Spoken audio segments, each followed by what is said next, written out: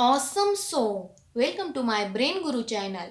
तो जैसे कि पिछले वीडियो में मैंने मैथ की ट्रिक बताई थी, अगर आपने वो वीडियो नहीं देखा है तो ऊपर आई बटन पे मैं लिंक दे रही हूँ, आप जाके वो वीडियो दे सकते हैं। उस वीडियो में मैंने जैसे कि देखो मल्टीप्लाइड बाय 9, मल्टीप्लाइड बाय 5 या फिर मल्टीप्लाइड बाय 3, ऐसे अलग अलग तरह की ट्रिक बताते हैं।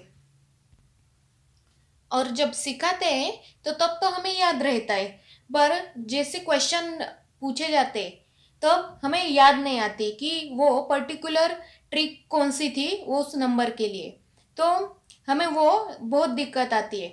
तो मैंने एक ही मेथड आपको बताई है, उसी मेथड से आप कौन सा भी नंबर होगा तो उसे कैसे मल्टीप्लाई करना है वो मैंने एक ही ट्रिक में आपको बताया है। तो जैसे कि आपको अगर मल्टीप्लाइड बाय 5 की ट्रिक यूज़ करके आपको क्वेश्चन दिया गया होगा और आपको वो ट्रिक याद नहीं आती होगी, तो आप मैंने जो सिखाई है वो ट्रिक से आप वो क्वेश्चन सॉल्व कर सकते हैं। तो जितना सिंपल तरीके से हो सके मैं उतना बताती रहती हूँ। तो आज का टॉपिक भी कुछ उसी रिलेटेड है। आज जो है मैं इंग्लिश ग्रामर का बताने वाली हूँ। तो जैसे कि एग्जाम्स में टेंस पूछे जाते, तो बच्चों को कौन सा सपोज अभी कंटिन्यूस टेंस है तो वहाँ पे कौन से हेल्पिंग वर्ब यूज़ करने हैं वो दिक्कत आती है। तो मैं एकदम सिंपल और इजी तरीके से मैं आज बताने वाली हूँ, तो वीडियो लास्ट तक देखना। वीडियो स्टार्ट करते हैं। जैसे कि टेंस सबको पता रहते हैं, जैसे कि present tense, past tense and future tense. तो आज जो है मैं आपको present continuous tense, past continuous tense and future continuous tense क्या रहते हैं वो एकदम सिंपल और इजी मेथड से बताने वाली हूँ, तो वीडियो स्किप मत करना। तो जैसे कि प्रेजेंट मतलब क्या रहता है, तो प्रेजेंट मतलब कि जो अभी, नाउ मतलब अभी जो हो रहा है उसको हम प्रेजेंट बोलते हैं। पास्ट क्या रहता है, जो हो गई है, जो चीज़ें पास्ट में हो गई है उसको हम पास्ट टेंस बोलते। जैसे कि हमने कल खाना खाया था तो ये पास्ट टेंस हो गया, और अभी हम खाना खा रहे हैं तो ये प्रेजेंट टेंस हुआ, और कल हम इस टाइम पे खाना खाते होंगे तो ये क्या होगा हमारा फ्यूचर टेंस, क्योंकि इसमें हमारे अभी तक की जो एक्टिविटी है वो कंप्लीट नहीं हुई है, वो होने वाली है, तो वो कहा जाता है फ्यूचर टेंस में आता है। तो अभी प्रेजेंट कंटिन्यूस टेंस क्या होता है वो मैं सिखाने वाली हूँ। तो सबसे पहले कंटिन्यूस टेंस क्या रहता है, तो इसमें देखो एक ट्रिक है। जब भी कंटिन्यूस टेंस आता है या फिर क्वेश्चन एग्जाम में पूछा जाता है तो कंटिन्यू टेंस में आपको सिर्फ आईएनजी, आपको वर्ब को आईएनजी लगाना है, यही ध्यान में रखना है। कंटिन्यूस टेंस जब भी होगा तभी हमें क्या लगाना है, आईएनजी लगाना है। और जैसे कि present, present tense, present continuous tense पूछा होगा तो प्रेजेंट में हमें क्या लगता है, एम इज आर लगता है। क्या लगता है, एम इज आर। और पास्ट टेंस में क्या लगता है हमें, वॉज वेयर, वॉज वेयर जो कि चीजें हो गई है। और फ्यूचर में हमें क्या लगता है, विल बी। क्या लगता है, विल बी। तो आपका कंटिन्यूस टेंस यहाँ ये खत्म हो गया। आपको इतनी ही चीजें याद रखनी है। जैसे कि अभी प्रेजेंट में subject plus am is are plus verb को आईएनजी। पास्ट में पूछा गया होगा तो वॉज वेयर प्लस आईएनजी, और फ्यूचर में पूछा गया होगा तो विल बी प्लस आईएनजी। इतना ही आपको याद रखना है। इसका अगर आपको स्क्रीनशॉट लेना है तो ले सकते हैं। और इसी तरीके से ये बहुत ही सिंपल और इजी ट्रिक है। Present continuous, past continuous tense पूछेंगे तो क्या याद रखना है, वॉज वेयर प्लस आईएनजी। और फ्यूचर कंटिन्यूस टेंस पूछेंगे तो क्या याद रखना है, विल बी प्लस आईएनजी। तो क्वेश्चन में जो एग्जाम है उसमें पूछे जाते हैं, तो मैं आपको एक एग्जाम्पल के तरह क्वेश्चन पूछा है, he dash dash write a letter. इसका हमें क्या करना है, प्रेजेंट कंटिन्यूस फॉर्म करना है। ये ग्रामर के इसमें पूछा जाता है ये क्वेश्चन, तो बच्चे बहुत कंफ्यूज हो जाते हैं कि यहाँ पे क्या लगेगा। तो कंटिन्यूस है तो मैंने क्या बोला है, कंटिन्यूस रहता है तो क्या याद रखना है हमें, आईएनजी लगाना याद रखना है। तो वर्ब को क्या लगेगा, आईएनजी लगेगा, मतलब राइट का क्या होगा, राइटिंग होगा।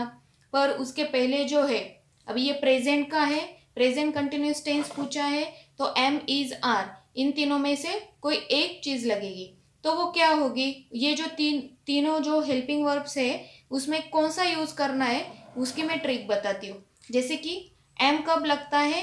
एम हमेशा आई के लिए लगता है, बाकी किस में भी एम का यूज नहीं होता है।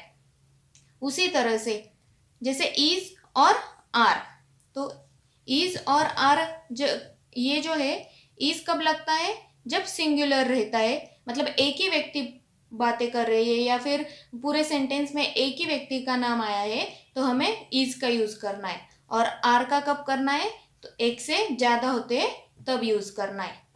वैसे ही वॉज और वेयर, वो कब यूज करना है? तो वॉज और वेयर, वॉज और वेयर उनका भी ऐसा ही है, जैसे कि वॉज सिंगुलर के लिए लगेंगे और वेयर प्लूरल के लिए लगेंगे। तो जैसे कि यहाँ पे एक ही व्यक्ति का पूछा, मतलब एक ही व्यक्ति का के बारे में बताया है या फिर एक ही व्यक्ति बात कर रही है, तो वॉज लगेगा, और एक से ज्यादा होंगे तो वेयर लगेगा, और विल भी तो हमें ऑल इसमें लगेगा। तो अभी जैसे कि यहाँ दिया है ही that dash write a letter, तो राइट का मैंने जैसे बोला है आईएनजी लगेगा, तो क्या होगा? राइटिंग। क्या होगा? आईएनजी लगेगा तो राइट का राइटिंग होगा। बट यहाँ क्या लगेगा वो कैसे हमें फाइंड करना है? तो यहाँ क्या दिया है? ही दिया है, तो ही क्या है? एक ही व्यक्ति है, तो ही के लिए, एक के लिए मैंने क्या बोला है? इज बोला है या आर बोला है? तो इज, तो he is writing a letter, he is writing a letter.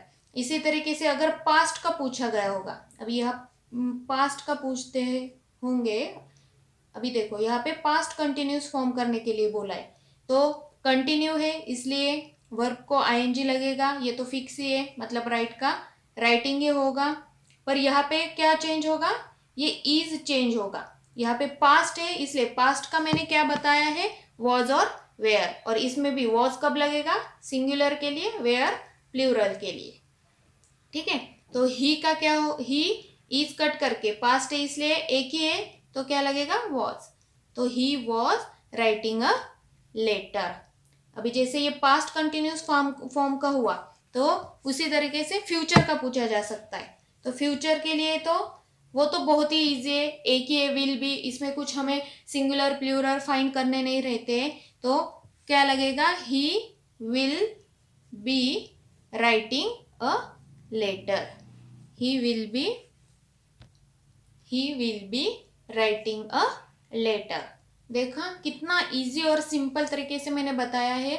ये क्वेश्चन बच्चों को पूछा जाता है तो बच्चे बहुत कंफ्यूज होते हैं, जैसे कि ये दिया है फ्यूचर कंटिन्यूस फॉर्म करके बताओ, तो बच्चे कंफ्यूज हो जाते हैं कि क्या करना है। तो ये पूरा जो है ये आपको बच्चों को बताना है कि किस तरीके से इसको याद करना है। पास्ट, प्रेजेंट और फ्यूचर फ्यूचर कंटिन्यूस फॉर्म पूछेंगे तो आईएनजी लगाना है, पास्ट कंटिन्यूस फॉर्म पूछेंगे तो आईएनजी लगाना है, और प्रेजेंट कंटिन्यूस फॉर्म पूछेंगे तो आईएनजी लगाना है। जैसे कि ब्रैकेट में जो भी वर्ड दिए होंगे उसको आईएनजी लगाना है, और ये जो है was, were, am, is, are और विल बी कहाँ लगाना है वो भी बच्चों को अभी समझ में आएगा। वॉज कब लगाना है, वेयर कब लगाना है, एम, इज, आर कब लगाना है वो भी बहुत अच्छी तरीके से मैंने बताया है। इज सिंगुलर के लिए और आर प्लूरल के लिए कब लगाना है, प्रेजेंट का अगर पूछा गया होगा तब। पास्ट का कब करना है, अगर इधर पास्ट पूछेंगे, पास्ट कंटिन्यूस फॉर्म करने के लिए बोला जाएगा तो हमें वॉज, वेयर का यूज करना है। इतना इजी और सिंपल मेथड आज मैंने बताई है। आपको मेरा चैनल अच्छा लगा है तो लाइक, शेयर, सब्सक्राइब करना ना भूले। ऐसे में सिंपल और इजी ट्रिक, सब कुछ आसान रहता है, सिर्फ आपको अपना दिमाग यूज करके वो चीज़ें बतानी रहती है या फिर वो हमें सॉल्व करनी आनी चाहिए। तो ऐसे ही मैं वीडियोस लेके आते रहूँगी। तब तक take education, because education is the most powerful weapon. Thanks for watching.